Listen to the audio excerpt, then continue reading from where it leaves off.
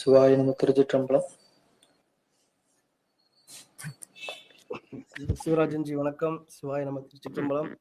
கௌரி ஐயா வணக்கம் ஐயா. வணக்கம் ஐயா. வணக்கம் ஐயா. ஐயா நம்ம பாராயணம் பண்ணிட்டு அப்படியே நம்ம கோச்சங்க சோழரை பத்தி எடுக்கிறேன். அதுக்கப்புறம் ஏதாவது விட்டு இருந்ததுன்னா நீங்க அப்படி மேற்கொண்டு நீங்க எடுத்துக்கோங்க. சரிங்கய்யா. சிவாய நம. திருச்சிற்றம்பலம். நான் ஆக்சுவலா கௌரி அம்மா வந்து காசிக்கு போயிருப்பாங்கன்னு நினைச்சேன். எப்ப போறாங்க இன்னும் போகலையா? இந்த மந்த் கடைசி போறாங்கன்னு நினைக்கிறேன் இல்லையா? எப்படி போயிட்டு இருக்கு ப்ரிப்பரேஷன்ஸ்? அதான் அப்புறம் சொல்லுங்க. நன்றி. சிவாய நம. திருச்சிற்றம்பலம். சீதக்கலப செந்தாமரை பூம் பாதச்சலமும் பலவிசைப்பாட பொன்னரைஞானம் பூதிகள் அடையும் வண்ண மருங்கியல் வளர்ந்தற் கருப்ப வேலை வயிறும் பெரும்பார கோடும் வேல முகமும் விலங்கு செந்தூரமும் அஞ்சுகரமும் அங்குச பாசமும் நெஞ்சில் குடிகொண்ட நீலமேனியும் நான்றவாயும் நாலிருப்புயமும் மூன்று கண்ணு மும்முதச் சூடும் இரண்டு செவியும் இலங்கு பொன்முடியும் திரண்டம பொறிநூல் திகழொலி மார்பும் சொற்பதம் கடந்த துரிய மெய்ஞான அற்புதம் என்ற கற்பக களிரே முப்பல நுகரு மூஷிக வாகன இப்பொழுதனை ஆட்கொள்ள வேண்டி தாயா எனக்கு தானிழந்தருளி மாயா பிறவி மயக்கம் மறுத்து திருந்திய முதலே தெளிந்தவன் புறந்தவனில் புகுந்து குருவடிவாகிய குவளையும் தண்டில் திருவடி வைத்து திறமது புலன வாடா வகைதான் மகிழ்ந்தன கருளி கோடா யுதத்தால் குடிவினை கலைந்து கோட்ட உபதேசம் போட்டியும் சேர்த்து விட்டாதங்கான தெளிவையும் காட்டி ஐம்புலம் தன்னை அடக்கும் உபாயம் இன்புறு கண் இனிதன கருளி கருவியலோடும் கருத்தினை அறிவித்து எரிவினைதன வந்து தலமுறும் ஒன்றும் தந்தன கருளி மலமுறும் ஒன்றின் மயக்கம் மறுத்து 9 வாயில் ஒரு மந்திரத்தால் ஐம்புல கதை அடைப்பதும் காட்டி ஆராதாரத்து அங்குச நிலையும் பேரா நிறுத்தி பேச்சுரி அறுத்து இடைப்பிங்கில் என்று தெரிவித்து கடையில் சுடுமுனை கபாலமும் காட்டி 3 மண்டலத்தில் முட்டிய துணி நான்றல் பாம்பில் நாவில் உணர்த்தி குண்டலி அதனில் கூடிய சபை வெண்டல மந்திரம் வெளிப்பட உரைத்து மூலாதாரத்தை 3 காலால் எழுப்பும் கருத்தறிவித்து அமுத நிலையும் ஆதித்தின் இயக்கமும் குமுத சகாயம் குணத்தையும் கூறி இடைச்சக்கரத்தின் ஈரட்டு நிலையும் உடற்சக்கரத்தின் உறுப்பையும் காட்டி சண்முகத்துலமும் சதுர்முக சூக்கமும் எண்முகமாக இனிதன கருளி புரியட்ட காயம் புலப்புல எனக்கு திரட்டு நிலையம் தரிசனப்படுத்தி கருத்தினில் கபால வாயில் காட்டி இருத்தி முக்தி இனிதன கருளி எண்ணெய் அறிவித்து என கருள் செய்து முன்னேவினின் முதலே கழிந்து வாக்கு மனம் இல்லா மனோலயம் தேக்கி எந்தன் சிந்தை தெளிவித்து இருள் வெளி இரண்டுக்கு ஒன்றினும் அழுதரும் ஆனந்தத்து அழுத்தின் செவியில் எல்லையில்லா ஆனந்தம் அளித்து அல்லல் கலைந்து அருளை காட்டி சத்தத்தினுள்ளே சதாசிவம் காட்டி சித்தத்தினுள்ளே சிவலிங்கம் காட்டி அணுவு கணுவாய் அப்பாலுக்கு அப்பாலை கணுமூட்டு நின்ற கரும்புலை காட்டி வேடமும் நிறமிளங்க நிறுத்தி கூடுமை தொண்டர் குலாத்துடன் கூட்டி அஞ்சக கரத்தின் அரும்பொருள் தன்னை நெஞ்சக கரத்தின் நிலையறி வைத்து தத்துவ நிலையை தந்தனை ஆண்டு வித்தக விநாயகா விரைகளும் சரணே. ஓம் விக்ன விநாயகா போற்றி. திருச்சிற்றம்பலம். சிவசிவ என்கிற தீவினையாளர் சிவசிவ என்கிற தீவினை மாலும் சிவசிவ என்கிற தேவரும் ஆவார் சிவசிவ என்ன சிவகதி தானே அன்பும் சிவமும் இரண்டன்பர் அறிவிலார் அன்பே சிவமாவது யாரும் அறிவிலார் அன்பே சிவம் அமர்ந்தபின் அன்பே சிவமாய் அமர்ந்திருந்தாரே பெற்ற தாய் தன்னை மக மறந்தாலும் பிள்ளையை பெற்ற தாய் மறந்தாலும் முற்ற தேகத்தை உயிர் மறந்தாலும் கருங்கள் என்று மப்பதை மறந்தாலும் நற்றுவித்தவர் உள்ளிருந்தோங்கும் நம்ம சிவாயத்தை நான் மறுவேனே வேண்டத்தக்கது அறிவனி வேண்ட முழுவதும் தருவனி வேண்டும் அயன்மார்க்கு அறிவு வேண்டியனை பணிகொண்டாய் வேண்டினி அதுவும் அருள் செய்த யானும் எதனால் வேண்டும் பரிசு ஒன்று உண்டு எனில் அதுவும் முன்தான் விருப்பமன்றே. திருச்சிற்றம்பலம். இரவாத இன்பன்பு வேண்டிப்பின் வேண்டுகின்றார் பிறவாமை வேண்டும் மீண்டும் பிறப்புண்டேல் உனை என்றும் மறவாமை வேண்டும் இன்னும் வேண்டும் நான் மகிழ்ந்து பாடி அறவா நீ ஆடும்போது உன் அடியின் கீழ் இருக்க என்றார். தனம் தரும் கல்வி தரும் ஒரு நாளும் தளர்வறியா மனம் தரும் தெய்வ வடிவம் தரும் நெஞ்சு லஞ்சம் எல்லாம் இனம் தரும் நல்ல நலம் தரும் அன்பர் என்பவர்க்கே கனம் தரும் பொங்கல் அபிராமை கடைக்கண்களே ஆடும் பரிவேல் அணி சேவலென பாடும் பணியே பணியாய் அருள்வாய் தேடும் கயமா முகனை செறிவில் சாடும் தனியானே சகோதரனே உருவாய் அருள்வாய் உள்ளதாய் இல்லதாய் மறுவாய் மலராய் மணியாய் ஒளியாய் கருவாய் உயிராய் கதியாய் விதியாய் குருவாய் வருவாய் அருள்வாய் குகனே. திருச்சிற்றம்பலம். நாள் என் செய்யும் வினைதான் என் செய்யும் என்னை நாடி வந்த கோல் என் செய்யும் கொடும் கூற்றென் செய்யும் குமரேசர் இரு தாளும் சிலம்பும் சதங்கையும் சண்முகமும் தோளும் கடம்பும் என் முன்னே வந்து தோன்றினே. திருச்சிற்றம்பலம்.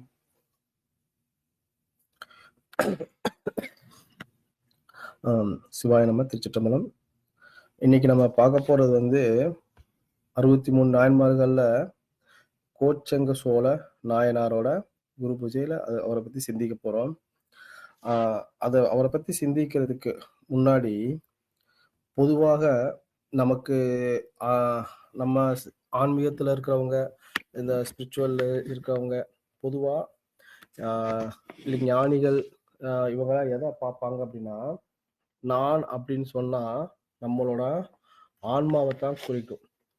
நம்ம ஆன்மாவுக்கு மேல போட்டிருக்கிற சட்டையான இந்த பூத உடல் வந்து பஞ்சபூதங்களால் ஆனது. அதனால அதுக்கு பூத உடல்ங்கிறது. அது பஞ்சபூத கலவையால உருவானத நம்ம போகும்போது அதுக்கு அந்த இந்த பூமியில போகும்போதே திரும்ப மண்ணிலையோ இல்லை நெருப்புலையோ இல்லை நீர்லையோன்னு அந்த பஞ்சபூதத்தோடய திரும்ப கலந்துரும் இந்த பூத உடல். ஆன்மாவுக்கு அழிவு கிடையாது. ஸோ ஞானிகள் அவங்க எதை பார்ப்பாங்க அப்படின்னா, பொறியட்ட காயம் சொல்லுவாங்க. பொறியட்ட அட்டனா 8, காயம்னா உடம்பு, பொறிகள்னா புலன்கள் இருக்கிறது. என்னன்னா, இந்த ஆன்மாக்குரிய இந்த பொறியட்ட காயத்துக்கு மேல அது சட்டை போடுது எப்படின்னா, மனிதனாக இருக்கலாம், மாடா இருக்கலாம், புலியா இருக்கலாம், யானையா இருக்கலாம், கொசுவா இருக்கலாம், புழுவாக இருக்கலாம். அப்படிங்கிறது இதுதான் மாறுபடும் ஒழிய, அதுக்குரிய உள்ள இருக்கிற அந்த ஆன்மாக்கள் உயிர்கள் எல்லாத்துக்கும் ஒண்ணுதான். அதோட அளவும் சரி, சைஸும் சரி எல்லாமே மனிதனுக்கு இருக்கிற ஆன்மாவும் சரி, ஒரு புழுவுக்கோ, ஒரு கொசுக்கோ, ஒரு மாடுக்கோ, எருமைக்கோ உள்ள ஆன்மா எல்லாம் ஒண்ணுதான். அதுல எந்த மாற்றமும் கிடையாது. அப்போ ஞானிகள் எப்படி பார்ப்பாங்கன்னா, அந்த ஆன்மாவை தான் பார்ப்பாங்க. அது மேல போட்டிருக்க சட்டையே பார்க்க மாட்டாங்க. சரி. இது ஏன் நம்ம கோச்சங்க சோழருக்கு சொல்றதுக்கு முன்னாடி இது ஏன் சொல்றோம் அப்படின்னா, நம்மளோட வினைகளுக்கு ஏத்த மாரி நமக்கு அந்த பிறப்புகளை இறைவன் குடுப்பான். ஓகேங்களா? ஒரு அது ஒரு சிலந்தியா இருக்கட்டும், முற்பிறவியில செய்தது, இல்ல ஒரு குரங்கா இருக்கட்டும், முற்பிறவியில செய்த புண்ணியத்துக்காக முசுகுந்த சக்கரவர்த்தியாக பிறக்குதுன்னா, அது குரங்கா இருக்கும்போதும் சரி, இல்ல சக்கரவர்த்தியா இருக்கும்போதும் சரி, அதோட உயிர் அந்த ஆன்மா ஒண்ணுதான். அது அந்த ஜென்மத்துல குரங்கா இருக்குது. அடுத்த ஜென்மத்துல சக்கரவர்த்தி மனிதனாக பிறக்குறாங்க. அதுதான் மாணிக்கவாசகர் சொல்றார். புல்லாய், பூடாய், புழுவாய், மரமாகி, பல்விருகமாகி, பறவையாய், பாம்பாய், கல்லாய், மனிதராய், பேயாய், கணங்களாய், வல் அசுரராய், முனிவராய், தேவராய், எல்லா என்ற தாவர சங்கமத்துள் அப்படிங்கிறதுல இந்த எல்லா சங்கமத்துக்கும் எல்லாமே அவரு சொல்றாரு இல்லையா? அதுல இருக்கிற ஆன்மாக்கள் ஒண்ணுதான். அதுக்கு வினைகளுக்கு ஏத்த மாரி அதுக்கு பிறப்பு குடுக்குது. இப்போ நம்ம நம்ம நல்ல வினைகளாக, நல்ல எண்ணங்களோட, நல்ல செயல்களோட நம்ம அந்த ஆன்மா பக்குவப்பட்டு அதுக்குரிய பிறப்புகள இறைவன் குடுப்பான். அப்போ எந்த உயிரா இருக்கட்டும். அதனால தான் நம்ம எல்லாமே இது உயர்ந்தது, இது தாழ்ந்தது, இது பாவம், புண்ணியம் அப்படிலாம் கிடையாது. ஆன்மாவ பொறுத்தவரை எல்லாம் ஒண்ணுதான். அது வினைகளுக்கு ஏத்த மாரி அந்த பிறப்புகள் இருக்குது. அப்போ சிவபெருமான் பக்தியிலயும் இதுல இருக்கும்போது, ஒரு சிலந்தி ச ச ச இறைவனோட வழிபட்டு பக்தியில இருந்ததுனால, அது அடுத்த தடவ பாருங்க, அதுக்கு சிவபெருமான் மன்னராக குடுத்து, அதுலயும் அந்த மன்னராக குடுத்தாலும், அதுக்கும் இன்னும் மேம்பட்டு அந்த காய் கனிஞ்சு பழமாயி, அதுக்கப்புறம் நாயன்மாராக ஆகி, அந்த நாயன்மாராக தான் பக்கத்திலே வச்சுக்கிட்டார் சிவபெருமான். அப்போ அந்த பரிணாம வளர்ச்சி தான். அந்த ஆன்மாவோட பரிணாம வளர்ச்சி தான். மேன்மேலும், மென்மேலும், மென்மேலும் போறது தான். சரி இது இப்படியே ப்ராக்ரஸாவே அப்வர்ட்ல போகுமானா, அதுவும் நிதர்சனம் கிடையாது. நம்ம தப்பு பண்றோம், பாவங்கள் பண்றோம்னா, அப்போ அந்த இது திரும்ப டிலே ஆகும். திரும்பவும் பிறவியில இருக்கும். அது மனுஷனா பிறந்து அடுத்து மனுஷனா பிறப்போமாங்கிறது கிடையாது. இன்னொன்னு மனிதங்கிறது தான் கடைசி இதுங்கிறதும் கிடையாது. நம்ம பாவம் பண்ணோம்னா அடுத்து புழுவா பிறக்கலாம், புல்லா பிறக்கலாம், ஓரறிவு இதா இருக்கலாம், ஈரறிவா இருக்கலாம், மரம், செடி, கொடி, கல், பாறை. அந்த பாறைக்கு கூட அதுக்கும் உயிர் இருக்குது சொல்றாங்க. அதான் கல்லாய் மனிதன்னு. கல்லுங்கிறதுனால அது ஒரு ஜட பொருளாக கிடையாது. அதுக்கும் உயிர் தான். நீங்க சிற்பி இருக்கவங்ககிட்ட கேட்டா சொல்லுவாங்க. அந்த பாறையில எல்லா கல்லையும், எல்லா பாறையிலயுமே சிலை வடிச்சிட முடியாது. அதுலயும் ஆண் பாறை, பெண் பாறைலாம் இருக்குது. அதுதான் அந்த சில சில கற்கள், சில உளிக்கு அதுக்கு தான் ஒட்டும். எல்லா கல்லும் ஒட்டாது. அதே மாரி மலர்களாக இருக்கிறது, எல்லா மலரும் பூஜைக்கு போகுதாங்கிறது கிடையாது. அதுலயும் புண்ணியம் பண்ண மலர்கள் தான் கோயில்ல பூஜைக்கு போக முடியும். ஆக எல்லா இதுலயுமே ஆ அதது புண்ணியம் பண்ணி அந்த ஆன்மா பக்குவப்பட்டிருக்கும். சரி இப்ப நீ மனிதனா தான் முக்தி அடைய போறோமா அப்படின்னு கிடையாது. நீ ஒரு புல்லுக்கும் கூட முக்தி குடுத்திருக்கிறாரு. அப்போ இதுதான் எண்டு, இதுதான் சைக்கிள் அப்படி கிடையாது. எதுவாக வேணா இருக்கலாம். அது அந்த சோல் பழுத்திருக்கணும். அந்த ஆன்மா நல்லா பழுத்திருக்கணும். அதான் முக்கியம். ஒரு 5 வயசு குழந்தை இருக்கும். அது நல்லா இறை பக்தியோட இருக்கும். 80 வயசு கண்ணுக்குன்னு கோயிலுக்குள்ள வாசலுக்குள்ள நுழைஞ்சிருக்க மாட்டான். அப்போ 80 வயசு பக்தி சோல் முக்தியான அது முழுமையான அந்த அடைவும் கிடையாது. இந்த 5 வயசு குழந்தையோட ஆன்மா பழுத்துருச்சுன்னு அர்த்தம். 80 வயசான அந்த ஆன்மா இன்னும் பழுக்கலன்னு அர்த்தம். வெளியில இருக்கிற சட்டைய வச்சோ, வெளியில இருக்கிற ஆண் ஆ அந்த வச்சோ ஞானிகள் பார்க்க மாட்டாங்க. உள்ள இருக்கிற அந்த ஆன்மாவோட பழுத்து இருக்குதா இல்லையாங்கிறத பார்ப்பாங்க. சரி இப்ப நம்ம கோச்சங்க சோழன் வரலாறு பார்த்துட்டு நம்ம பார்க்கலாம். மேலும் சிந்தனை செய்யலாம். வளமிக்க சோழ நாட்டிலே எழிலோடு காணப்படுவது திருவானைக்காவல் என்னும் தெய்வத்தலம்.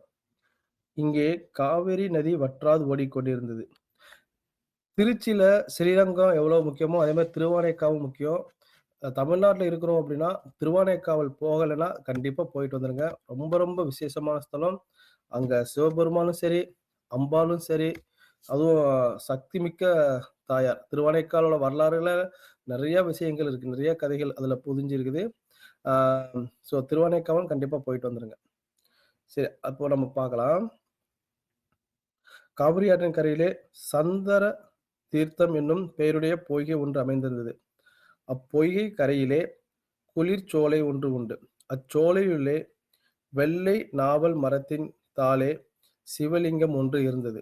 தவமிக்க ஒரு வெள்ளை யானை நாள்தோறும் தனது துதிக்கையால் நீரும் மலரும் எடுத்து வந்து சிவலிங்கத்தை வழிபட்டு வந்தது. இக்காரணம் பற்றியே அப்பகுதிக்கு திருவானைக்காவல் என்று பெயர் வழங்கலாயிற்று. அங்குள்ள நாவல் மரத்தின் மிகுதிருந்த அறிவுடைய சிலந்தி ஒன்று சிவலிங்கத்தின் மீது சூரிய வெப்பம் படாமலும் சருகுகள் உதிர்ந்து விழாதவாறும் ஞானத்தோடு நூற்பந்தல் அமைத்தது. வழக்கம் போல சிவலிங்கத்தை வழிபட வரும் வெள்ளை யானை சிலந்தி வலையை கண்டு எம்பெருமானுக்கு தூய்மையற்ற குற்றமான செயலை சிலந்தி புரிந்துவிட்டது என சினந்து கொண்டு நூற்பந்தலை சிதைத்து பின்னர் சிவலிங்கத்தை வழிபட்டு சென்றது. வெள்ளை யானையின் இச்செயலைக் கண்டு வருத்தமுற்ற சிலந்தி யானை சென்றதும் மீண்டும் முன்போல் நூற்பந்தலிட்டது. இவ்வண்ணம் சிலந்தி வலை பின்னுவதும் யானை அதனை சிதைப்பதுமாக செயல்கள் தொடர்ந்து வந்தவனமாக இருந்தன. ஒரு நாள் சிலந்திக்கு கோபம் வந்தது. தான் கட்டும் வலையை அழித்திடும் யானையை கொல்ல வேண்டும் என்று முடிவு கட்டியது. வழக்கம் போல சிவபெருமானை வழிபட வந்த சிலந்தி யானையின் துதிக்கையால் புகுந்து கடித்தது. சிலந்தியின் செயலால் சினம் கொண்ட யானை துதிக்கையை ஓங்கி வேகமாக நிலத்தில் அடித்து சிலந்தி இறந்தது. அதே சமயத்தில் யானையும் சிலந்தியிடம் தாங்காமல் நிலத்தில் வீழ்ந்து மடிந்தது. திருக்கயிலாய மலையில் சிவ கணத்தவருள் புட்பதந்தன மாலியாவன் என்ற இருவர் இருந்தனர். இவர்களுள் சிவத்தொண்டிலே தாமே சிறந்தவர் என்று கருதி ஒருவருக்கொருவர் பொறாமையும் கோபமும் கொண்டு கொதித்தெழுந்தனர். புட்பதந்தன் மாலியவானை சிலந்தியாக பிறக்குமாறு சபித்தனர். மாலியவான் புட்பந்தனை யானையாகுமாறு சபித்தனர். இவ்வாறு யானையாகவும் சிலந்தியாகவும் பிறந்த இரு சிவகணத்தவர்களும் எம்பெருமானுக்கு செய்த திருத்தொண்டால் வீடு பெற்று எய்தனர். இறைவன் யானைக்கு சிவபதம் அளித்தார். இந்த இடத்துல இது இது நிக்கிறோம் நம்ம. இப்ப இது என்னன்னு பார்த்தோம்னா, இந்த யானையாகவும் சிலந்தியாகவும் கைலாயத்துல இருக்கிற ஒரு சிவ கணங்கள் தான். அங்கேயும் இவங்க 2 பேருக்கும் சண்டை எதுலன்னா, இறைவன் மேல யாரு அதிகமான அன்பும், யாரும் பக்தி செலுத்துறாங்கங்கிறதுல தான். அந்த ஒரு போட்டி. அது எப்பவுமே இருக்கும். ஆனா என்னன்னா, ஒரு போட்டி இருக்கலாம். ஆனா அது வெறுப்பாக மாறக்கூடாது. அது ரொம்ப ரொம்ப முக்கியம். இப்போ உதாரணத்துக்கு, இப்போ சிவராஜன்ஜி வந்து கோயிலுக்கு போறாரு, அவர் அங்க இருக்கிறாரு அப்படின்னா, அவர் தீட்சை வாங்கிட்டாரு. ஐயோ! சிவபெருமான் இறைவன்கிட்ட நல்லா பேசுற செய்றார்ன்னா, அவர் மேல வந்து ஆஹா! எவ்வளவு பக்தியா இருக்கிறாருங்கிறது ஓகே. ஆனா அது வெறுப்பாக மாறக்கூடாது. இங்க அதுதான் நம்மளோட இதுலயும் நடக்குது. என்னன்னா, எனக்கு 4 விஷயம் தெரியும். அவருக்கு தெரியலன்னா உடனே இவருக்கு கௌரவம் வந்துருது.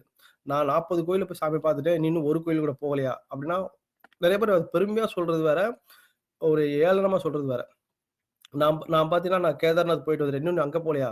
உனக்கு இங்க பக்கத்துல ஒரு கோயிலுக்கு போகலையா? எனக்கு பாரு எனக்கு இறைவன் வந்து எனக்கு அருள் குடுத்திருக்காரு. நான் அங்கலாம் போ முடியுது அப்படின்னா, உனக்கு இங்கெல்லாம் வர வச்சு தான் அருள் குடுக்குறாரு. அவன் வீட்ல இருந்தே அருள் குடுப்பான். ஏன்னா சிவபெருமானோட கணக்கு நமக்கு தெரியாது. இல்லையா? யாரையுமே எப்பவுமே குறைச்சு மதிப்பிடவும் கூடாது. யாரையும் எப்பவுமே மனசு புண்படும்படியாக பேசவும் கூடாது. இன்னும் சொல்லப்போனா நினைக்கவும் கூடாது. இங்க எண்ணம், செயல், வாக்குங்கிறது முக்கியம். சில பேர் என்ன நெனச்சுக்கிறாங்கன்னா, நான் சொன்னா தானே சிவராஜனுக்கு தெரிய போது. நான் மனசுக்குள்ள தான் நெனச்சுக்கிட்டு இருக்கேன்னு. இங்க சிவராஜனுக்கு தெரியுதுங்கிறது மட்டும் கிடையாது. உன் மனசுக்குள்ள இருக்கிற சிவத்துக்கு தெரியும். இல்லையா? இங்க அதுதான் முக்கியம். என்ன சிவராஜனுக்கு தெரியுதோ தெரியலையோ, அவரு அத பத்தி கவலைப்பட போறாரா படங்கிறது மட்டும் கிடையாது. உன் மனசு, உன் எண்ணம் நல்ல எண்ணமா இல்லன்னா, அங்க எப்படி சிவபெருமான் வந்து உட்காருவார்? அங்க எப்படி சிவம் உள்ள இருக்கும்? அந்த மனசு எண்ணத்துக்குரிய வினைகள் நமக்கு வந்து சேரும். அது வந்து சிவபெருமான் வந்து அதுல அத தலையிடவே முடியாது. இப்போ இதே மாரி இவர் சிலந்தியா போங்கிறாரு, இவர் யானையா போனா, அத சொல்லிட்டாங்கன்னா, அத அனுபவிச்சுட்டு தான் வந்து தான் ஆகணும். அது கணக்கு. அது தடுக்க முடியாது. ஆனா அங்கேயும் இவங்களுக்கு அந்த சிவ சிந்தனையை கொடுக்குறாரா இல்லையாங்கிறது சிவத்துக்கிட்ட இருக்குது. சாதாரண ஒரு யானையா பிறந்து வாழ்ந்து மடிஞ்சிடலாம். சாதாரண ஒரு சிலந்தியா பிறந்து வாழ்ந்து மடிஞ்சிடலாம். ஆனா அங்கேயும் அவங்க அந்த பிறவி எடுத்தும் சிவத்தொண்டு புரியுறதுங்கிறத எம்பெருமான் கருணை தான் சொல்ல முடியும். அந்த சிவபெருமான் அந்த எண்ணத்தை கொடுத்து அவங்க யானையா பிறந்தாலும் சிலந்தியா பிறந்தாலும் அங்கேயும் சிவத்தொண்டு புரிஞ்சு அது வினைகளை கழிச்சு அதுக்கப்புறம் வராங்க. இங்க பார்த்தோம்னா யானைக்கு முக்தி கொடுத்துட்டாரு, ஏன் சிலந்திக்கு கொடுக்கல அப்படின்னு பார்த்தோம்னா, யானை வந்து சரியையும் பண்ணுது, கிரியையும் பண்ணுது. ஓகேங்களா? சரியைன்னா என்ன? அது வந்து நீர் எடுத்துட்டு வந்து அந்த சிவலிங்கத்துக்கு அபிஷேகம் மாரி பண்ணி, அந்த நீர இது பண்ணிட்டு, மலர் வச்சு பூஜை பண்ணுது. சரியும் கிரியும் பண்ணுது. சிலந்தி என்ன பண்ணுது?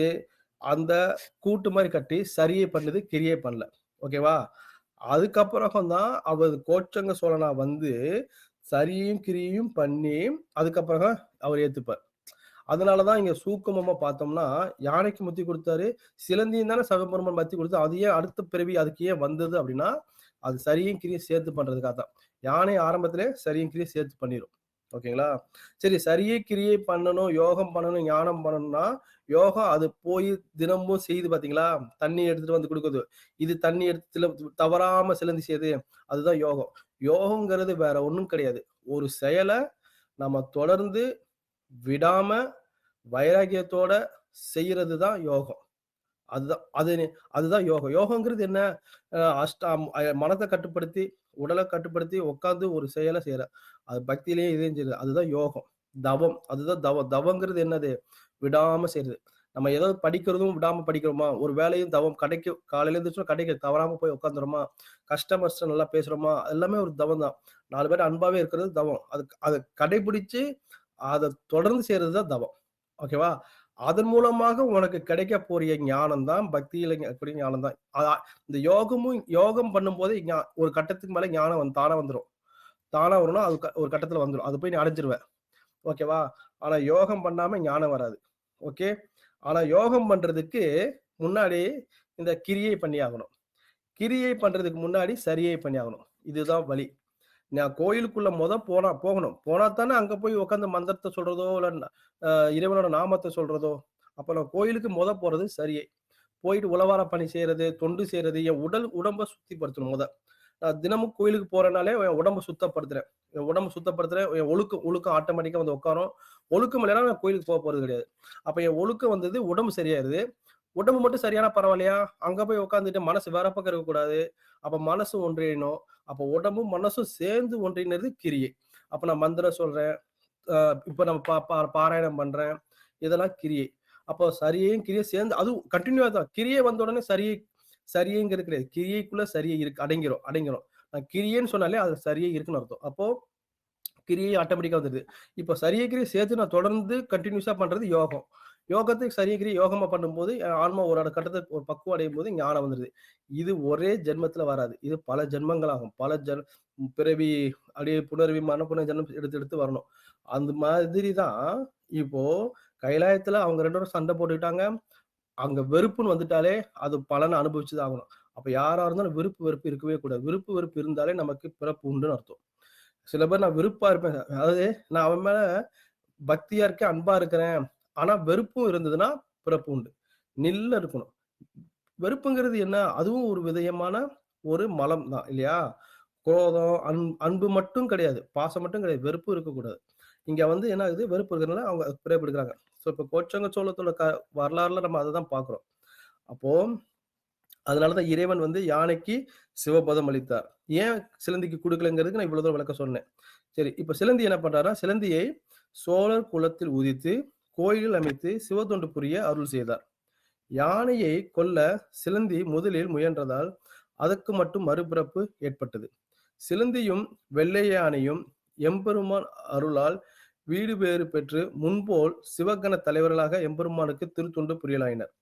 சோழ அரசரான சுபவேதர் கமலாவதியாருடன் சோழ வளநாட்டை அரசு புரிந்து வந்தார்.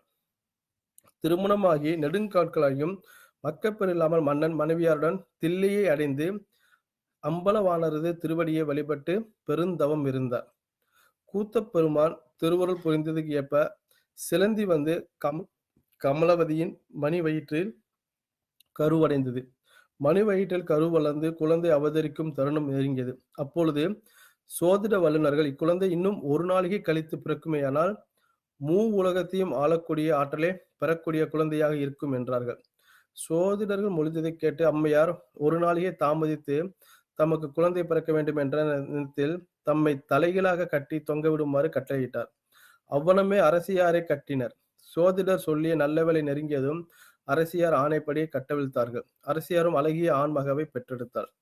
அரசியார் தலைகீழாக தொங்கியதால் சற்று நேரம் குழந்தையின் கண்கள் சிவந்திருந்தன. அரசியார் அன்பு மேலிடா குழந்தையை உச்சி மோந்து என் செல்வ கோச்செங்கனான் என்று வாஞ்சையோடு கொஞ்சினாள். ஆனால் அரசியாருக்கு அக்குழந்தையை பாலூட்டி சீராட்டி வளர்க்கும் பாக்கியம் இல்லாமல் போனது. குழந்தை பிறந்த சற்று நேரத்துக்கெல்லாம் அரசியார் ஆவி பிரிந்தது.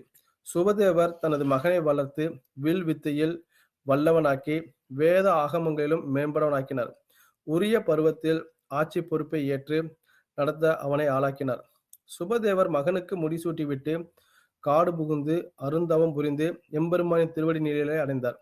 கோச்சங்க சோழர் இறைவன் அருளால் முற்பிறப்பை உணர்ந்து அரணார் மீது ஆறா காதல் பூண்டு ஆலயம் எழுப்ப தம்மை முழுக்க முழுக்க அர்ப்பணித்துக் கொண்டார். இதுதான் இங்க சொல்ற பாத்தீங்களா, இறைவனோட அருளால தான் அந்த முற்பிறப்பை உணர முடியும். நமக்கு அந்த இறைவனோட அருள் அதாவது சொல்ல நீ இறைவனோட பக்தி செலுத்தி விருப்பத்தோட போய் சேர்றது நம்ம கடமைனா, அவன் அதை காட்டுறது அவன் கடமை. அவன் காட்டுவான். அதாவது சொல்ற மாதிரிதான் ஒளிய காட்டுவான். ஆனா நீ ஒளி பின்னாடி போறியா இருள் பின்னாடி போறியாங்கிறது உன்னோட இது. அவன் வெளிச்சத்தை காட்டுறான். நம்ம போகணும், ஆன்மா போகணும். இல்ல நான் இருள்லன்னு கொஞ்ச நாள் இருந்துட்டு வாரேன்னா இருந்துட்டு வரும், அவ்வளவுதான். ஆனா நிறைய பேருக்கு அந்த ஒளிய கூட காட்ட மாட்டான். அது அது அடுத்த உன்னோட வினைகளுக்கு ஏற்ற இன்னும் இப்ப இவனுக்கு காட்ட வேண்டாண்டு. அதாவது ஒளிய காட்டாம இருக்கிறது ஒண்ணு, இருளே இருக்கிறது ஒண்ணு. இன்னொன்னு ஒளிய காட்டிட்டு நம்ம அதை ஃபாலோ பண்ணி போறது ஒண்ணு. இன்னொன்னு ஒளிய காட்டி நம்ம பாதி தூரம் போயிட்டு திரும்ப இந்த பக்கம் திரும்ப இருளுக்கு வந்து பாதி தூரம் அங்கேயும் இங்கேயுமா அலைஞ்சுக்கிட்டே இருக்கிறது. அதுதான் 199 பேர் அப்படிதான் இருக்கிறோம். பாதி தூரம் அங்க போவோம், திரும்ப இங்கிட்டு வருவோம், அங்கேயும் அலபாடி மலை செய்து போய் அந்த இதுல போயிடுறது. பாதி பேர் விடாப்பிடியாக இது உணர்ந்துட்டு வேண்டாம் நம்ம ஒளி பக்கமே போகலான்ட்டு அதை நோக்கியே பயணப்படுறது, அதுவே ரொம்ப நாள் ஆகும். கொஞ்சம் பேர் தான் அந்த ஒளியை போய் அடையிறதும் இருக்குது. ஸோ இதுதான் நம்மளோட ஆன்மாவோட டிரான்சிஷன். ஓகேங்களா? சரி, ஓகே. இப்போ இறைவனால முற்புரை உணர்ந்து அரணர் மீது ஆறாக்காதல் பூண்டு ஆலயம் எழுப்ப தம்மை முழுக்க முழுக்க அர்ப்பணித்துக் கொண்டார். திருவானைக்காவலில் ஆலயம் ஒன்று கட்டி யானை நுழையாதபடி சிறு வாயில் அமைத்தார். ஸோ இதுதான் வாசனைங்கிறது. நம்மளோட முற்புறவுல நம்ம அனுபவங்கிறது எல்லாமே நம்ம சித்தத்துல இருக்கும். அது எப்பவுமே இருக்கும். ஓகேவா? அது அது நமக்கே தெரியாது. அதுதான் அதோட வாசனைங்கிறது. உதாரணத்துக்கு போன ஜென்மத்துல ஒருத்தன் ஒரு ஏலச்சீட்டு நடத்தி ஒருத்தன் ஏமாந்து காசை நம்பி ஏமாந்துருந்தான்னு வச்சுக்கோங்களேன், அது அனுபவப்பட்டிருப்பான். அவன் இந்த ஜென்மத்துல பாத்தீங்கன்னா அதுல போய் விழுந்திருக்க மாட்டான். ஏதோ ஒண்ணு சார் எனக்கு என்ன தெரியல, போன தோண மாட்டேங்குது, இல்ல நமக்கு இருக்கிறது போதும்னு சொல்லிட்டு அவன் சீட்டு கட்டி ஏமாற மாட்டான். அவனுக்கு அதுல போய் வேணாம், போதும் சம்பாரிச்சதே போதும், தேவையில்லாத அதிகமா ஆசைப்பட்டு வட்டி அதிகமா ஆசைப்பட்டுன்னு சொல்லிட்டு நான் ஏமாற மாட்டேன்னு சொல்லிட்டு தப்பிச்சிருப்பான். ஏன்னா அவன் அதுல ஆல்ரெடி அனுபவப்பட்ட அந்த சித்தம் அவனுக்கு உதவி பண்ணியிருக்கும். சில பேருக்கு இன்னும் பட்டிருக்க மாட்டான், அனுபவப்பட்டிருக்க மாட்டான். அவன் அதுல போட்டு செஞ்சு இப்ப அடிபட்டு எப்பா சாமி இனி வாழ்க்கையில எந்த ஜென்மத்திலும் இனிமே போகக்கூடாதுடா சாமின்னு சொல்லி அதை உணர்ந்திருப்பான். அது அவங்களுக்கு அடுத்த ஜென்மத்துல இதாகும். ஸோ இது மாதிரி வாசனைங்கிறது இருக்கும். சில பேருக்கு இன்னும் அந்த வாசனை விட்டதுறங்கிற மாதிரிலாம் சில பேருக்கு பார்த்தீங்கன்னா சில இடங்களுக்கு எங்கேயோ போன மாதிரி இருக்கும், சில இதெல்லாம் எங்கேயும் சாப்பிட்ட மாதிரி இருக்கும், சில பேரை பார்த்து எங்கேயோ பார்த்த மாதிரி இருக்கும். நம்ம நல்லா தெரிஞ்சுக்கோங்க, நம்ம வாழ்ற வாழ்க்கையில நம்ம பார்க்கறவங்க, நம்ம கூட இருக்கிறவங்க, நம்ம கூட சண்டை போடுறவங்க ஆபீஸ்ல, இதுல எல்லாமே எல்லாருக்கும் ஏதாவது ஒரு தொடர்புகள் இருந்துதான் நம்ம அவங்கள பார்ப்போம், பண்ணுவோம். எல்லாமே தொடர்பு இல்லாம நம்ம யாரையும் இந்த ஜென்மத்துல இங்கே யாருக்குமே மீட் பண்ண முடியாது. இப்ப நான் யாரையாவது ஒருத்தர் பாக்குறேன், இல்ல என்ன யாராவது ஒருத்தர் பாக்குறாங்க, நான் யாருக்காவது கொடுக்குறேன், இல்ல அவங்ககிட்ட நான் யாருக்காவது வாங்குறேன் அப்படின்னாலே எல்லாமே ஒரு கணக்கு மூலியமா தான் இருக்கும். அந்த கணக்குகள் தீரதா அவங்க வந்திருப்பாங்க. திரும்பவும் வரலாம், திரும்ப நீங்க போடலாம். இதெல்லாமே ஒரு கால்குலேட்டிவா தான் இருக்கும். அதன்படிதான் நம்ம நடக்கிறோம். நம்மபடி நடக்கும் கிடையாது. எல்லாமே தீர்மானிக்கப்பட்டதான். ஆனா அது புரியாது, அவ்வளவுதான். அது ஸ்பிரிச்சுவல்ல போயிட்டேன்னா லாஜிக் பார்க்க முடியாது. லாஜிக் பார்த்தா ஸ்பிரிச்சுவல் வராது. அவ்வளவுதான். சரி, ரைட், ஓகே. ஸோ இப்போ அதனாலதான் இவர் பார்த்தீங்கன்னா இவர் கோயில் வந்து கட்டுறதும் யானை புகராதபடி அந்த கோயிலை கட்டுவார். மாட கோயில் அடிப்பாங்க. ஏன் அப்படின்னா அவருக்கு அந்த வாசனை, இவருக்கும் யானைக்கு ஆகாது சொல்லுவாங்கல்ல, அந்த பகை இருக்கிறதுனால அதுக்கு பிறப்பெடுத்தாலும் அந்த வாசனையில யானைக்கு இதெல்லாம். அதனாலதான் திருவானைக்காவல்ல ஆலயம் ஒன்று கட்டி யானை நுழைய முடியாதபடி அந்த வாயில் வந்து சின்ன வாயில அமைச்சிருப்பார். மற்றும் சோழ நாட்டில் ஆங்காங்கே அழகிய அம்பலங்கள் அநேகம் கட்டி முடித்தார். இவர் எம்பெருமானுக்கு 70 கோயில்களும் திருமாலுக்கு 3 கோவில்களும் எழுப்பியதாக கூறப்படுகிறது. இறுதியில் கோச்சங்க சோழர் தில்லையில் தங்கி தியாகேச பெருமானை முக்காலமும் முறையோடு வழிபட்டு தில்லையம்பலத்தில் ஆடுகின்ற கூத்தப்பிரானது பாத கமலங்களில் வைகி இன்பம் எய்தினார். இவர் வந்து நல்லா பாத்துக்கங்க, இவ்வளவுதான் பண்ணிட்டோம். அந்த கைலாயத்துல இருக்க அந்த பூதகணங்களுக்கு ஒரு இதுக்காக இவர் என்ன பண்றாரு, கடைசி காலங்கள்ல சரிய கிரியெல்லாம் பண்ணிட்டு திரும்ப பக்தியில போயிட்டு இறைவனோடைய அந்த சிவ பூஜையிலே பண்ணி பண்ணி இவரோட அந்த சஞ்சித கர்மாவும் போக்கிறாரு, பிரார்த்த கர்மாவும் சரி பண்ணிடுறாரு. ஆகாயமா புது இது பண்ணாம இருந்து தன்னோட வினைகள் எல்லாம் தீர்த்துட்டு இறைவனோட ஐக்கியமாயிறாரு. ஸோ இவரோட குரு பூஜை பார்த்தோம்னா கோச்சோன குரு பூஜை வந்து மாசி மாதம் சதயம் நட்சத்திரத்துல கொண்டாடப்படுகிறது. உலகாண்ட செங்கனார்க்கு அடியேன்னு திருத்தொண்டையில வந்து வாதூரர் சொல்லியிருக்காரு,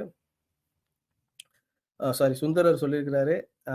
ஸோ அவரை பத்தி நம்ம இன்னைக்கு சிந்திச்சோம். மேலும் ஐயா ஏதாவது கருத்துக்கள் ஏதாவது சொல்லணும்னா சொல்லுங்க. சிவாய நம. திருச்சிற்றம்பலம். சிவராஜன்ஜி, நான் ஏதாவது மிஸ் பண்ணியிருந்தாலும் நீங்க மேற்கொண்டு கருத்துக்களை பகிர்ந்துக்கங்கய்யா. நன்றி. சிவாய நம. திருச்சிற்றம்பலம். சிவாய நம. திருச்சிற்றம்பலம். ஐயா மிக்க நன்றிங்கய்யா. ஐயா ரொம்ப அழகா எடுத்தீங்கய்யா. ஐயா நீங்க எல்லாத்தையுமே சொல்லிட்டீங்கய்யா. அதுல விடுபட்டது அப்படின்னு சொல்லிட்டு எதுவுமே இல்லைங்கய்யா. எல்லாத்தையுமே ரொம்ப தெளிவா சொல்லியிருந்தீங்கய்யா. ரொம்ப நன்றிங்கய்யா.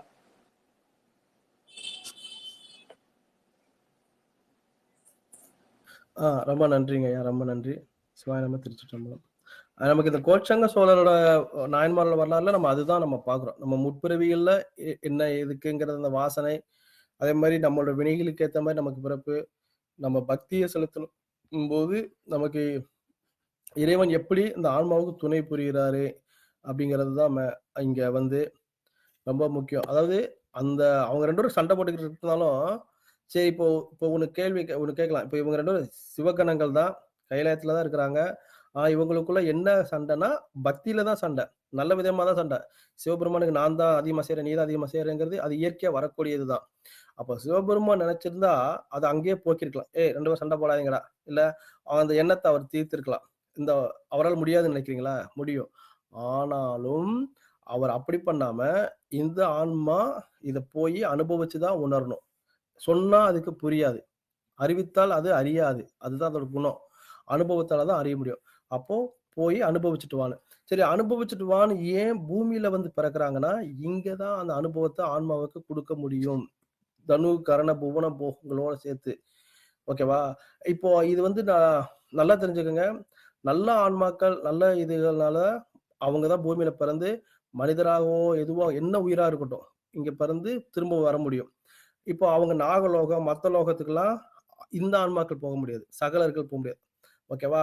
ஏன்னா அதுக்குன்னு சில கணக்கு வழக்குகள் இருக்கு. நம்ம அது உள்ள போனா அது நிறைய இருக்கு. நம்ம மனிதர்கள் நிறைய அது சொல்றாங்க. ஓகேவா? சோ அப்ப அதுல பிறந்து அனுபவத்துல அந்த அனுபவத்திலையும் இது 2 சண்டை போட்டுக்கிட்டு தான் இருக்குதுங்க. ஓகேவா? சோ அதுலயும் இவரு சொன்ன மாதிரிதான். அப்போ அடுத்த பிறவியை கொடுத்து, அப்போ இன்னும் அடுத்த பிறவியிலையும் அவர் இன்னும் அது வரலைன்னா அடுத்த பிறவி கொடுத்திருப்பாரு. அவரால இது அனுபவப்பட்டு வரணுங்கிறதுக்காகத்தான் எல்லாமே. இது ஆல்ரெடி பழுத்துருச்சு. நல்லா கேட்டுங்க, பழுத்ததும் கூட அப்படியே இப்ப நீ கைலாயத்துக்கு போயிட்ட, அதுதான் எனக்கு சட்டைனாங்கிற அதுதான் அது சொல்லுவாங்க இல்லையா? முக்தியில நிறைய வகைகள் இருக்கு. அதுவும் நான் முக்தி அடைஞ்சிட்டேன் கைலாயத்துக்கு போயிட்டேன்னா அதோட நிரந்தரம் கிடையாது. திரும்ப தப்பு பண்ணா திரும்ப வரும். தேவர்களுக்கு அதேதான். தேவர்களும் பாவம் பண்ணாலோ இல்ல அதான் சாபம்னு சொல்லுவாங்க வரலாறுல. சாபம் வாங்கிட்ட அப்படின்னா, சாபம் எதுக்கு வாங்குற? ஏதாவது தப்பு பண்ணிருப்பேன், இன்னொருத்தன் சொல்லியிருப்பான், சாபம் கொடுத்திருப்பான். அப்ப அதை அனுபவிச்சுதான் வரணும். அதுக்கப்புறம் தான் வர்றது. இது எல்லாமே தான். எதுவுமே பெர்மனன்ட் கிடையாது. இங்க அதுதான் சொல்ல வரேன். நிரந்தரம்ங்கிறது இங்க எதுவுமே கிடையாது. இது திரும்ப திரும்ப அது பண்ணணும். அப்ப கன்சிஸ்டன்சி ரொம்ப முக்கியமா மெயின்டைன் பண்ணிட்டே போகணும். கன்சிஸ்டன்சி ரொம்ப மெயின்டைன் பண்றதுக்கு என்னன்னா, நம்ம இப்ப உதாரணத்துக்கு நான் கரெக்டா இருக்கணும்னு நினைச்சு நான் தனியா இருந்தேன்னா, என்னால கண்டெயின் பண்ண முடியாது. அப்ப என்ன பண்ணணும்னா, இறைவனோட திருவடிய புடிச்சுக்கணும். இறைவனோட திருவடிய கெட்டியா புடிச்சுக்கணும்னா, இறைவனோட நாமத்த சொல்லிக்கிட்டே இருக்கணும். இறைவனை எப்பவுமே சிந்திச்சுக்கிட்டே இருக்கணும். இறைவனை எப்பவுமே சிந்திக்கணும்னா, என் மனசு ஒத்துழைக்கணும். என் மனசு எப்போ ஒத்துழைக்கும்னா, திருமுறைகள் பேசுறது, இப்ப இங்க உட்கார்ந்துட்டு இந்த ஒரு 10 நிமிஷம், 1/2 மணி நேரமா இறைவன பத்தி பேசுறது, இறைவன் பேசுற இடத்துல கேட்கறது. ஹனுமார் எடுத்துக்கங்க. அவருக்கு மிஞ்சின எதுவும் கிடையாது. ஆனா அவரு ராமாயணம் எங்க எங்க பிரசங்கம் பண்ணலாம் வந்து போய் உட்கார்ந்து கேட்பாரு. ஏன்? அவருக்கு மீறிய நம்மலாம் ஏன் அவருக்குன்னா, சரி எனக்கு தான் நான் இப்ப உதாரணத்துக்கு அனுமான் வைங்களேன். எனக்கு எல்லா சக்தியும் இருக்கு. இதோட போதும்ன்னு அவர நிறுத்துறது கிடையாது. பக்தி. இந்த பக்திக்கு எல்லையே கிடையாது. அதுக்கு உயர்வும் இதுவும் கிடையாது. ராம ராமான்னு இப்ப சொன்னோம்னா வந்துருவாரு. யாரோ ராமாங்கிறாங்களே கலியுகத்துல எங்கேயோ இருக்காங்கன்னு சொல்லிட்டு கேட்க வந்துருவாரு. அந்த பக்தி தான். அதுதான் நம்மள அவரு தான் அடியாருக்கு அடியான். பக்தி அனுமான்னே பேரு இல்லையா? அது மாதிரி இருக்கணும். ஒரு பக்தியிலயும் நீ எப்படி இருக்கணும்னா அனுமார பார்த்துக்கோ அவ்வளவுதான். என்னதான் எனக்கு பலம் இருந்தாலும், என்னதான் நமக்கு சக்தி இருந்தாலும், ராமருக்கு முன்னாடி அடியேன் அவ்வளவுதான். ராமருக்கு முன்னாடி என்ன கிடையாது. ராமான்னு சொல்ற எல்லாருக்கும் முன்னாடி அவர் அடியனா இருக்காரு அவ்வளவுதான். யாராவது ராமன் அவன் சின்னவனா இருந்தாலும் அவனுக்கு அவனுக்கு அவனுக்கு போய் அடியனா இருக்கிறாரு. அப்படிதான் நம்ம இறைவனை எப்பவுமே வச்சுக்கிட்டே இருந்தோம்னா, இந்த பிறவியிலோ இதுல போய் சிக்க மாட்டோம். அப்போ அனுதினமும் இறைவனின் நாமத்தை சொல்லிட்டு, இறைவன் இங்கேன்னு கிடையாது. கைலாயத்துக்கு போனாலும் சரி, எங்க போனாலும் சரி, இப்ப முனிவர் எடுத்துக்கங்க, அகஸ்தியர் எடுத்துக்கங்க, ரிஷிகள் எடுத்துக்கங்க. அகஸ்தியர் பண்ணாத சிவ பூஜை பண்ணாத ஸ்தலம் எங்கேயாவது இருக்குதா? அவர் போற வழியிலேயே அதாவது தென்னகத்துக்கு வர வழியில எல்லாம் அன்றாட பூஜை பண்ணிட்டே வந்தாரு. அவருக்கு சக்தி கிடைச்சிருச்சு. எனக்கு எல்லாமே கிடைச்சிருச்சு. பவர் கிடைச்சிருச்சு. அவர் நினைச்சாருன்னா சிவபெருமான டக்குனு போய் கைலாயத்துல பார்க்கலாம். அங்க போய் பார்க்கலாம், இங்க போய் பார்க்கலான்ட்டு அவர் எதுவும் பண்ணாம இருந்தாரு. அனுதினமும் அந்த பூஜை பண்ணிட்டு இருந்தாரு. ஏன்? எல்லா ரிஷிகளும் சரி, ஞானிகளும் சரி. ஏன்னா, எந்நேரம்னாலும் இது கலண்டு திரும்ப எங்கேயாவது போயிரணுங்கிறது அவங்களுக்கு தெரிஞ்சது. தெரியும். அது போகக்கூடாது. எப்பவுமே சிவ அனுபவத்துல இருக்கணும்னு தான் அவங்க பண்றாங்க. அப்பேற்பட்ட அவங்களே இன்னும் பண்ணிட்டு இருக்கும்போது, நம்மலாம் எம்மாத்திரம் எம்மூலைக்கு. நம்ம நம்ம அனுதினமும் அதாவது பக்தியிலயோ, கோயில்லயோ கொஞ்சம் பூஜை பண்ணிட்டே நமக்கு வந்துருது. நான் தான் பண்ணிட்டேனே, நான் தான் இது பண்ணிட்டேன்னு இருக்கக்கூடாது. நம்ம போகிற தூரம் ரொம்ப தூரம் இருக்க வேண்டியது. அத தொடர்ந்து பண்ணணுங்கிறத தான் நான் சொல்லிட்டு இருக்கேன். இது நீங்கள் நம்மளே கம்பேர் பண்ணிக்கலாம். நம்மளே நம்ம ரியலைஸ் பண்ணி பார்த்துக்கலாம். நான் எந்த இடத்துல இருக்கிறேன்? இன்னும் எவ்வளவு தூரம் போகணும்? நான் சொன்ன மாரி தான் வெளிச்சங்கிறது எனக்கு தெரியுது. அத நோக்கி நான் ஸ்டெப் கூட எடுத்து வைக்காம, திரும்ப நான் இருளிலே சுத்திக்கிட்டு இருக்கேன். இதுதான் நிரந்தரம்னு சுத்திக்கிட்டு இருக்கேன். இதுதான் இதுன்னு சுத்திக்கிட்டு இருக்கேன். இந்த இப்போ இந்த நேரம் நான் இத பேசுற நேரம் மட்டும் தான் எனக்கு சிவபெருமான் தோணுது. நார்மல் டைம்ல நான் மனுஷ வாழ்க்கை வாழ்ந்துகிட்டு இருக்கேன். அன்றாட வாழ்க்கை தான். அதுதான் மாயை. அந்த மாயாவோட சக்தி வந்து ரொம்ப ரொம்ப இது ஆ அது நம்ம சுழல தான் செய்யும். மயக்கத்துக்கு மாயாங்கிறது மயக்கத்த குடுக்கக்கூடியது தான். அந்த மயக்கத்திலருந்து வெளிய வர்றதுக்கு நம்ம இறைவன புடிச்சுக்கணும். அவ்வளவுதான். நன்றிங்கய்யா. சிவாய நம! திருச்சிற்றம்பலம்.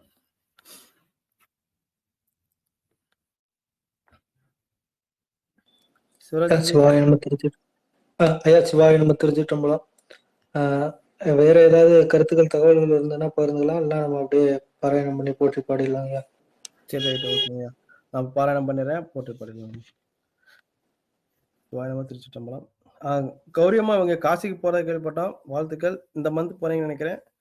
சரிம்மா, நல்லபடியா போயிட்டு வாங்க. சிவாய நம! திருச்சிற்றம்பலம்.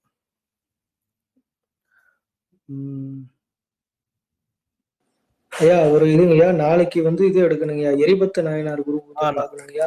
கண்டிப்பா பார்க்காம இருக்கு. விருப்பம் பண்ணிடலாங்க. எரிபத்த நாயனார் பார்த்துலாங்கய்யா. நன்றி. சரிங்க. சிவாய நம! திருச்சிற்றம்பலம். உண்ணாமுலை உமையாளோடும் உடனாகிய ஒருவன் பெண்ணாகிய பெருமான்மலை திருமாமணி திகழ மன்னார்தன அருவித்திரள் மழலை முழவதிரும் அண்ணாமலை தொழுவார் வினை வலுவா வண்ணம் அருமே. திருச்சிற்றம்பலம். பொன்னார் மேனியனே புலி தோலை அரை கசைத்து மின்னார் செஞ்சடை மேலிற் கொன்றை அணிந்தவனே மன்னே மாமணியே மலபாடியுள் மாணிக்கமே அன்னே உன்னையல்லால் இனி யாரை நினைக்கேனே. திருச்சிற்றம்பலம்.